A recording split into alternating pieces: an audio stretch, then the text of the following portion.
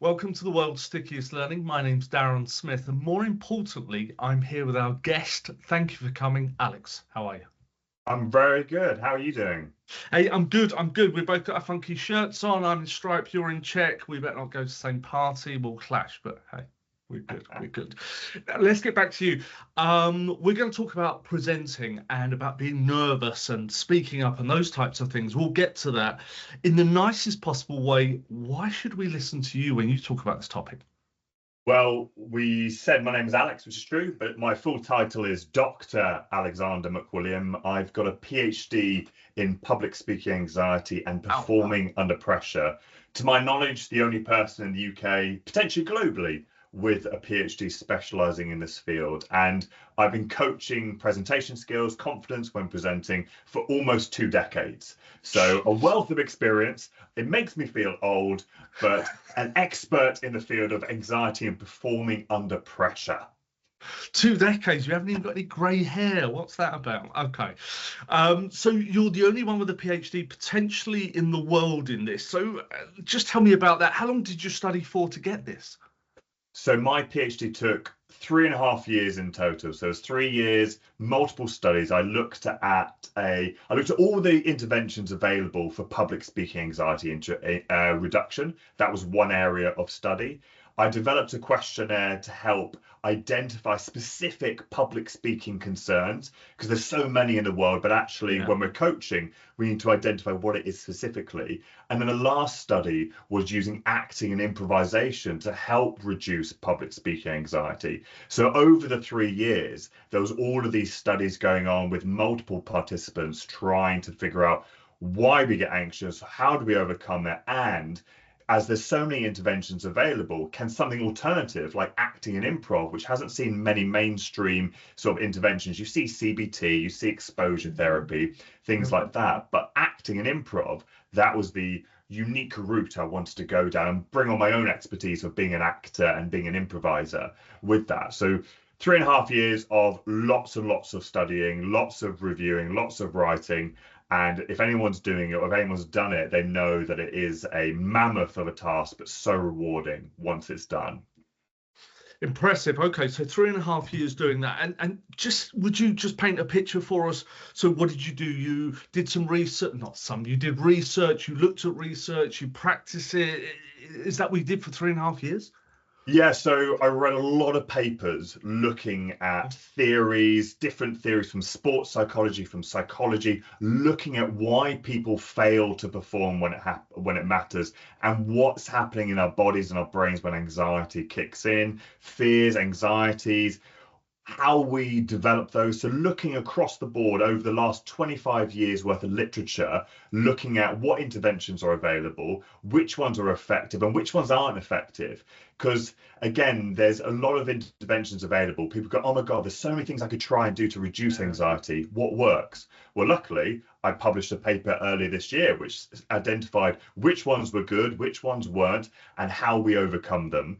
And also, it spent a while developing this questionnaire to identify those specific worries and having to test it, validate it, all of those things with thousands of, I think we ended up having around 2,000 participants to validate this questionnaire. Okay. So it's not that, because when you get a questionnaire, you know, the online ones are going, what's my biggest worry? Then, you know, it could be anyone's written that. So we took a lot of time doing that. And then also the intervention, testing out a 6-week improvisation course to go, okay, if we got people in over 6 weeks, once a week for a few hours, can we use those techniques to do that? And then we had to do all the stats work, which again, I'd never learned stats when I was younger. So that was a new area, statistics of having to do, which again is a mammoth task of maths and data and analysis. But again, very rewarding, but are very complicated at the same time. So 3 years of lots of that, and then presenting at conferences, writing papers, editing took a long time, because my thesis I think was around 70,000 words. Trying to, and that's a short one. That's quite a short version. Some people's thesis are 100,000 words.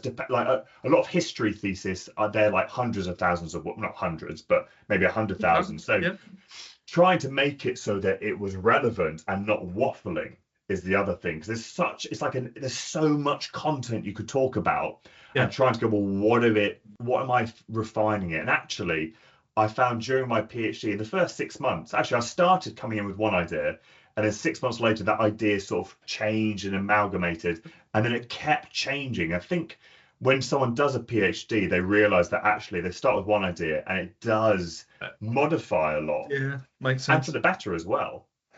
Makes sense. So over the next 15, 20 minutes, however long you and I are going to talk, I'd like to talk longer. People are going to understand why they're nervous when they present and how they can overcome it. Is that simply what we're going to get? Yeah, that's I think powerful. So. Right. Yeah. Okay. All right. Fabulous. Okay. Well, I'm intrigued. So over the next 15 20 minutes, I've got 4 or 5 questions that we've pulled from Google search that most people ask around this topic.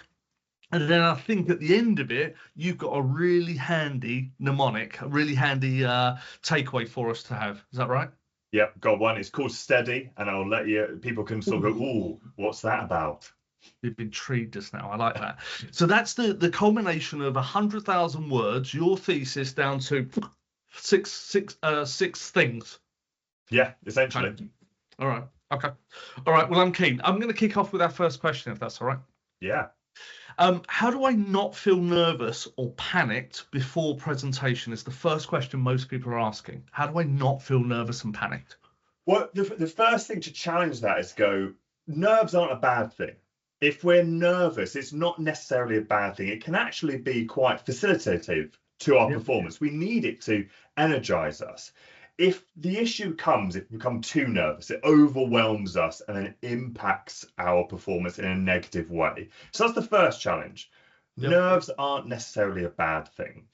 And also, and I'll talk about this later, our body doesn't necessarily know when we go, oh, I'm feeling nervous. Is it nerves? Because actually, there's a famous study where actually they reframed, physiologically, nerves and excitement have the same physiological response. My heart rate goes, my hands shake, I feel sweaty. The only differentiation is your mindset. When we're nervous, I'm worrying about the worst case scenario. When I'm excited, I'm dreaming about the best case scenario. Oh, I love that. So I would always recommend you reframe that and go, actually, okay, I'm feeling this. Is it nerves? Well, okay, I don't really know what I could be nervous about, but maybe I'm excited. I'm excited because I get to present to my peers and share my idea, because the nervousness comes from the unknown and the ambiguity. I'm nervous, about something, what's going to go wrong? However, I'm excited because I get to share my research and the audience get to share my story. That's why I'm excited by it. I use that when I go to the dentist. I hate dentists. I'm nervous, but I go, I'm so excited they get to clean my teeth. I'm so excited they get to do this. And it calms me down a bit. So I think nerves isn't necessarily a bad thing. It's only when it becomes too overwhelming. And there are, in that STEADY mnemonic, we're going to talk about how do we sort of calm down before that kind of presentation. But I think the main thing to do is identify what it is specifically that you are worried about. Because if we can name it, then actually it takes some of the worry over, because we go, it's such a big thing. No, I'm worried about making mistakes. Okay, now we can start to work on some intervention or some training to reduce the potency of the worry about making mistakes, the probability or the cost. Well, actually, if I make a mistake, is it a big deal? No, it's only a big deal if you do this. Oh God, I'm so sorry, I've made a mistake. Most of the time, audience won't recognize if you've made a mistake. It's only if you showcase it. So actually, we can reflect afterwards and go, I stumbled, I did that, fine. But the audience probably have no idea you made a mistake.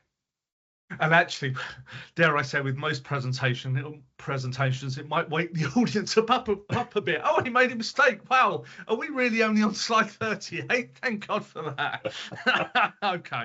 All right. So I'm going into a presentation or public speaking, but I'm going to keep it real. I'm going into a presentation. There's 8 people in the room, but it's an important presentation. I'm feeling panicked and I'm nervous. And what you're saying is, let's think about the mistakes I could make and how then I can overcome those. Have I got that right? So think of it like, okay, what you can do today and go, what's the worst case scenario? Okay, I fall to my fate. I make a complete, all over the place. I stumbled. Okay, well, that could happen. So we're going to challenge it first. What's the probability of that happening? Well, actually, I've done presentations before and that's never happened. So why would it happen now? So we're challenging the probability of it happening. But also what we can do is challenge the cost. If it does happen, what are the costs? What's the consequences? If I make a mistake, what happens? Okay, well, I can just reset and keep going. Yeah. Or if I forget my slides, what's the thing? Oh, I can just go back and reset. So you kind of essentially go, what's the worst case scenario? And what is my solution for solving those problems? A lot of time, and I say this to a lot of clients, we lack the practice. A lot of people go, I'm going to wing my presentation. And that's usually what heightens the nerves, because you go, I'm not used to this situation. Because while you might have mentally gone, I've gone over my lines, your mouth, your tongue, your voice, your body hasn't prepared. Your heart rate isn't used to being a little bit under pressure when you're practicing. Maybe you're casually sitting in an armchair at home doing this, going, welcome to my presentation. You're not used to the stresses that you're going to have when you're presenting. So practice is going to give you that benefit. It's like an Olympic, runner or a basketball person. Not a basketball player, not practicing anything. They go, I'm just going to wing it when I get to the game. And they go, well, you haven't done your drills, you haven't done your training, you haven't done your teamwork, you haven't done all of this stuff. And actually, it means you're not going to know what it's like to work under pressure until the event. And then you're might stumble and you might fall to pieces. So if you have a presentation coming up, things to think about and go, okay, if I am worried, say, about making mistakes, challenge it and go, well, what's the probability of it? And then, is it a self-fulfilling prophecy of, well, I haven't practiced? Well, why haven't you practiced? Well, I was busy. Well, why were you busy? Well, I didn't prioritize it. Why didn't you prioritize it? And get to the root cause of, I didn't prioritize that because I'm actually scared of it, because I don't like presenting. And then you get to the root of, well, if we force you to do it and force you to practice, then actually some of those nerves and worries that you were worried about will probably dissipate. Because we don't practice, all of that becomes heightened because we're dealing with the unknown, uncertainty, and lack of experience. And that's the main one. If I don't practice, I haven't got a mastery experience to go, I can do it.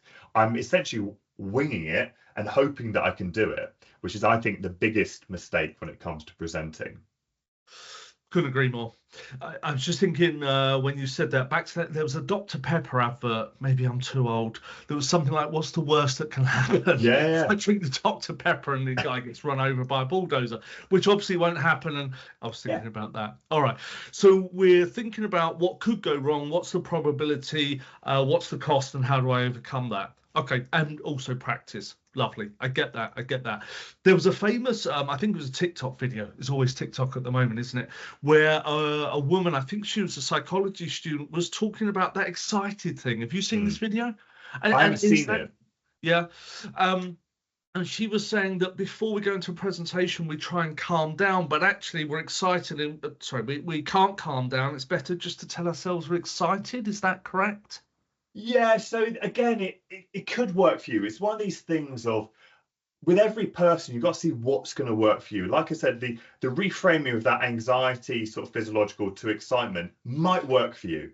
However, sometimes we're not very cognitive and we go, I can't think clearly. That's not going to help me. So it might work for you. It might not, but it's definitely a technique worth trying to go, okay, is it worth me trying to reframe this? Because actually, it's like, you can't just say, I'm not going to be nervous. Because it's like, imagine your anxiety is a freight train. You can't just go stop, because the train's going to go all over the place. You're going to fall to pieces. But what we can do is, there's a theory called catastrophe theory when it comes in sports psychology. And it depicts why people fail to perform at optimal levels. So there's a thing called a Yerkes-Dodson curve, which essentially is like an inverted U. And what that says is you have a peak level of physiological arousal to performance. So if you're physically kind of engaged, you will have a peak level of performance. And if you have too much arousal, it will slowly peter down. Makes sense. Now that does happen. However, if you have a lot of worry, so cognitive anxiety, posh term for worry, instead of it happening like an inverted U, it happens more like a crashing of a wave. So you get to that peak level of performance, but instead of it slowly dissipating down, think of it like it crashes down and you fall to pieces. Okay. So an example would be a basketball player has a free throw, they miss it. For the rest of the game, they are falling to pieces, they're passing poor. That can happen in a presentation. You make a big mistake, rest of the presentation, you are stumbling over your words, you're falling to pieces, it's not working, and you just have a catastrophe. Now, the way to solve that, and what they tend to do in sports, is they bench you for 5 minutes and to lower your heart rate, get it all lower so you can and calm yourself down. So if that happens, and if you have the opportunity to, maybe a colleague can take over, you can step out of the room for a few minutes, calm it down, and then go back in. Not always a possibility, but you might be able to hand over to a colleague, and in that time you can stay in the room, but you might be able to calm yourself down to then get back onto the wagon of presenting. So it can be useful, but I think you've got to figure out, is that going to be the right moment for you, or is your brain going to let you do that? Because we're very sort of primitive animals at times, and we can't go, yes, oh, it's excitement. Nope, I'm just in a panic mode. I get that. Perfect. So let me ask that. Probably that question everyone who's watching is thinking, okay, I can't hand over to a colleague. I am about to have a catastrophe. I've had a part one. The rest is going to be a train crash. What can I do? Some things you can do is get it back to the audience. So if I'm ever coaching someone, they go, oh, I'm having a little bit of, I think it's all on me. Throw it back to the audience. Why don't you say, any questions on what I've covered? Or would anyone like to ask something about, reflect on your experience? How do people feel about using this technique when you're presenting? Or what do you think about that in your sales revenue or your sales pipeline for your business? So you can kind of throw it back to the audience. They can reflect and take some time, or even go, I want you to take a moment now in a group or in your pairs, just take a moment and discuss what I've been speaking about. And then in that moment, you can grab a drink of water, you can maybe just take a couple of deep breaths, and you can try and reset what it might be. And that might be a nice way of just deflecting back to them without going, it's all on me. Calm it down, and then you can go back into your presentation. Lovely, I like that. So you're transferring the spotlight. That's really good, really good. Okay, let's take our next question, which is, how do I mentally prepare for a big presentation? How do I mentally prepare for a big presentation? So there's a couple of things I would always recommend. So when it comes to that big presentation, we've got to go, well, what is at stake? So the big presentation, let's take a sales pitch, for example. That's quite a big one usually. Say there's £1 million on the line, quite a big sales pitch. So we know that that's the potential consequences of a poor performance. I lose out. So that's what's at stake. So mentally, we need to go, well, what resources do I have? What skills do I currently have? And I go, can I accomplish that successfully? Go, well, actually, I haven't got many experiences of being in those high stakes situations. So mentally, I have to give myself opportunities to present in high stakes. So if you've got 2 weeks, can you essentially do your own hierarchy or staircase of pressurized situations to mentally prepare you to go, okay, I can do it in front of 1 person, 2 people, 5 people. They're pressurizing. We're going up that ladder of pressure.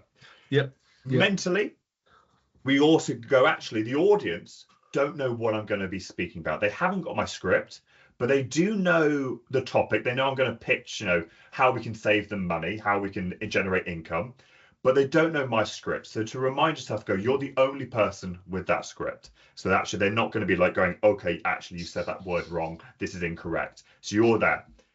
The other things to think about, and we talk about this in the mnemonic, is to go, well, actually, can I heighten my status? Because a lot of the time we worry about the audience because we go, they have a higher status than me. They've got all the cars. They're in charge of the £1 million. But actually, if I can elevate my status by altering my perceptions of myself, by going, okay, I'm going to stand tall and I'm going to go, right, I'm in charge.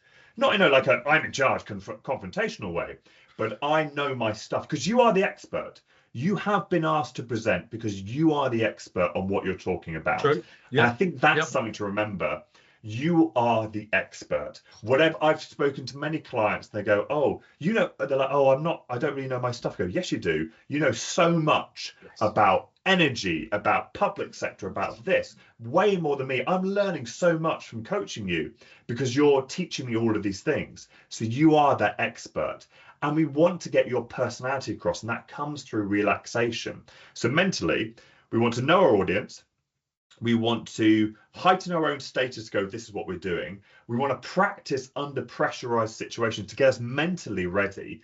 And then also we want to focus on that outcome. What is that message? If I can solve that problem to them and focusing on those kind of aspects, then remember, it's a conversation. It's just a conversation with 1-to-1 or 1-to-5 or 1-to-20, whatever it might be.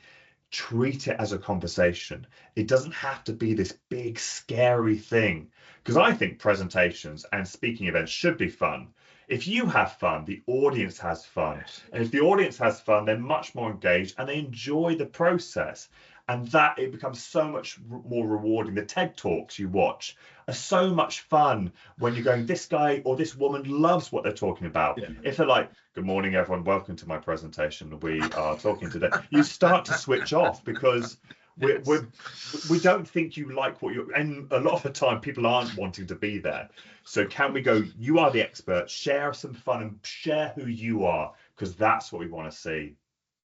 I love that. You're absolutely right about the TED Talks. I watched one recently about a guy who just, in his words, designs book covers. And he is amazing, absolutely amazing. He does a funny dance as well, but worth watching. I can't remember his name, but it's a brilliant TED Talk. Anyway, let's come back. The piece I particularly like there was, I've just written down the ladder pressure. And taking it up. So that's something I'm going to take away. Let's ask our third question from Google. Why am I so stressed about a presentation? I think I know the answer, but I'm more interested in yours. Why am I so stressed? I think that there's loads of different reasons. I think the main rationale is because you haven't had much experience. That's a good one. Like, oh, why am I so stressed by this? Because you've never done it, or you barely ever do it. Your day-to-day job is not to present. Your day-to-day job is to do accounts, it's to do software development, it's to do this. It's not to present. So you're going to stress about it because you haven't had successful experiences of it. That's why if we advocate training and practice like a personal trainer in the gym, and I'm sure you're the same with your training, you go, you come in, I'll train you, but actually go away and do it yourself because you can develop that. And then I'll come back in and give you another PT session to heighten those skills, refine it, maybe give you some tips. But actually, if you can practice a lot, that stress level goes down. But also potentially you're putting a lot more pressure on yourself to be perfect, to get it right. It has to be this. It's such an important pitch and you haven't put the time into practice or develop it. So I think lack of experience is a big one. And you're absolutely right about that practice. I mean, here we talk about the world's stickiest learning, and we advocate that the best piece of learning we ever did was driving lessons, because we did a bit, stopped, did another bit, and we averaged about 24 lessons. Now, we're not going to say everyone's got to do 24 times of practicing, but at least a few might help. Okay. Fabulous, fabulous. Let's ask our last question from Google. It says, what are the 5 Ps of confident public speaking? I've never heard of this question. I'm hoping you have. Yeah, I think there's always like, what are the 5 Ps? What are the 5 S's? What are the? I think you could do anything. So what the 5 Ps? You could be practice. That could be one. Practice. Well, if we do one now, it'd be practice, pressure training. It could be pause, pace, punctuality, being there on time. You know, there's loads of different things, but I think everyone loves it, like the 5 Ps, the 3 Qs, whatever it might be. But I think practice is probably the main one, but practice effectively, because actually you can practice loads, but inhibit bad, instill bad habits. Like if I practice a golf swing really poorly and I do it so many times, I'm going to have a poor golf swing. But if I practice it effectively and go, right, okay, because they always say practice until perfect. And I go, well, no, practice effectively and properly until you get it perfect. So maybe that's a weird 4 Ps. Practice effectively until perfect. Yeah, something like that. I think there's something there. I like that because I can practice and have a really good bad swing. Yeah. I've mastered a bad swing. Look at me. Actually, it takes me back. I don't like golf, but I tried many years ago. And the professional said, okay, Darren, you've never played before. Let me see what you've got. It can't be that bad. I did it. He went, okay, you are that bad. He said, you swing like Elvis with your hips. No idea what he meant. I hate golf. Anyway, let's move on. So let's come to your takeaway, your mnemonic, something that will really help us to overcome the why am I panicked before presentations? How do I prepare? How do I get this right? So the mnemonic I've got is to help you reduce that anxiety before a presentation. So you've got a presentation in 10 minutes time. What can I do that's going to help to elevate me and just try and reduce some of those elements? Yep. So we describe it as steady. Okay, I'm going to write this down. Yep. Yeah, steady. We've got S, stand tall. So our body is going to align with our emotions. So if I'm stood like this, I'm naturally not going to be as confident. But if I stand tall, and the great way to do it is just imagine there's a piece of string at the top of your head, standing nice and tall. Already that's going to make you look more confident as well. So that's one, stand tall. Love The that. next one, T, tune in. Ooh. There is a theory of entrainment, which basically our internal rhythms match our external rhythms. So if we're feeling very nervous, we can put some calming music on. So find your favorite, not some heavy rock music or some metal, death and metal, whatever, but something that will calm you down. However, if you are too calm, you might need something to energize you. So you can also use that to energize. But if you're feeling very overwhelmed, some music to calm you down. I like to use a bit of classical music. It just helps go, okay, just calm everything down. So tune in. And is there something that I'm just going to check around using Baroque music? I know something about using Baroque. Does that help, or is that not? Are we on a different I think it really depends on the rhythm of what it is. So I think find a music that you like and you find relaxing, and whatever rhythm that is. If your heart rate is going really fast, just even something that just slows it down, and it's just something just a little bit of a slower beat, just kind of, it could just be a bit of just gentle sort of, you can even tap or something like that. So we want to tune in. So I've got George Michael's Older favourite record. If that works, that works. I've got a I'm trying to think of what my one is. There's a variety of ones. Either musical, either it's going to be instrumental music, or it could be vocal music as well. So whatever you find most relaxing. So we've got, tune in. The next one, E, envision success. Always, I advocate to do a performance visualization before your presentation. A simple thing is to close your eyes and imagine walking through into that room or turning that Zoom or Teams meeting on. You are opening your eyes, you're speaking, they are loving it, they're smiling, they're nodding, they're clapping, they're throwing money and contracts at you. They ask some questions, you know how to answer every question, they give you a standing ovation. Afterwards, everyone's clapping and applauding you, and then you open your eyes and then you walk into that room or you turn that Zoom call on. You are picturing and you're aligning your body and mind to the success that you want to do. So already you've got that more positive mindset, focusing on what could go right as opposed to dwelling on what could go wrong. So we envision success. I like that. Is that very similar to Stephen Covey's End in Mind? Would that be similar? I'm not as familiar with that. Okay. So he was talking about something similar. He said everything in the world's created twice, once in your mind and once in reality. So I guess it's similar. Okay, envision success. Fabulous. Envision success. A, anchor your breath. Oh. So this is a really good one. So when we get panicked and nervous, our breathing goes all over the place. So we want to try and slow that breathing down and anchor it. So various techniques. If you've done yoga, Pilates, you're probably familiar with some of these. The box breathing, in for 4, hold for 4, out for 4, hold for 4, just slows that all down. You've also got one called like alternative nostril breathing, which essentially is you go up one nostril, you breathe in, and you breathe out the other nostril. So you can hold your nose going, and then you go. Be careful, don't do too much, because obviously if you blow too hard, snot might come out. But it's just a way just to slow everything down, because when we're panicked, when our physiological arousal is high, everything's kind of going into overdrive. So slowing things down really helps. So anchor that breath. Okay, box breathing. I hadn't heard of that. I'm going to write that down particularly. Okay, I like that. Yep. Next one, D, distract yourself. A lot of the time, the worries get into our brain and we overthink everything. There was a study in 2014 by I think a German group called Botterman and Rompke, and they looked at the effects of playing with a dog, feeding a fish, watering a plant before a presentation to distract an individual. So actually the worry doesn't creep into their mind. So I'd always encourage individuals to go, right, can you distract yourself before a presentation? It might be, if you've got a pet or a plant doing something like that, it could be simply maybe you're doing your nails or something to distract your mind, so you're not going to let those worrisome thoughts in of going, oh my God, I'm worried about this, I'm worried about this, I'm worried about this. So you don't let it fill in that your brain, your brain with all of those worrisome thoughts. So distract yourself. Obviously, if you're in the room with a group of people presenting, having a dog might not be easy, but you might be able to do something else that just distracts you from those worries. So we have distract. And the last one, why? You're in control.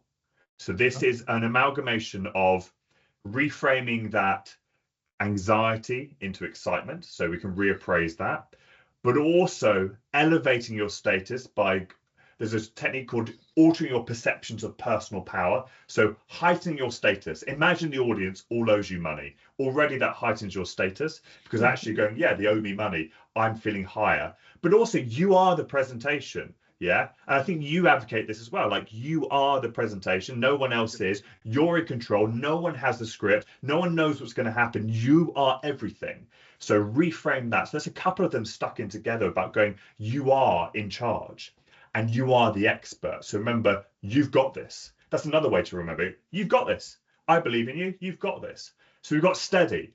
We've got the S. We've got the T, the E, the A, the D, the Y. All of this thing helps to steady you before a presentation. I love that. I'm just going to put that on screen with my very bad writing. Oh, look at that. But this is the mnemonic you've come up with, which I love, steady. So if you're nervous, worried about a presentation, you're about to either go on stage or make a big pitch, steady is where it is. So we've got the stand tall, the tune in, the envision success, anchor your breath, box breathing, love that.